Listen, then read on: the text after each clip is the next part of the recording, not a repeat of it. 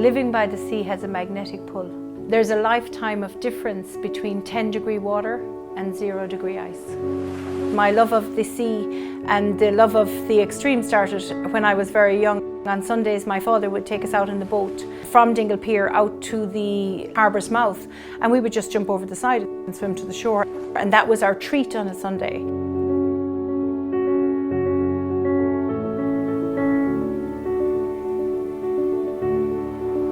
I've swam around the world from Murmansk to the Antarctic to the Bering Straits to China.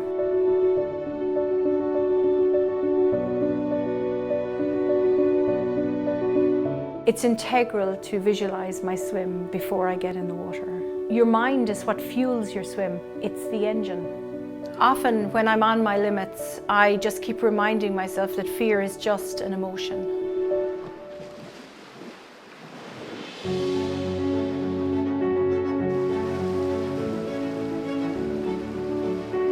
In a personal swim, there are times where fear and emotion and stress can be the greater of all of the emotions. And they're the swims that you become a machine. By the time you get to distances of 1,000 meters at 0 degrees in the ice, you know every chink in your armor. And you don't get to swim these distances at 0 degrees without knowing every single weakness that you have. And that's the beauty of the ice. My adventures are the best of both worlds. Every stroke, every breath. I can only swim the water that is in front of me because I have no mountaintop.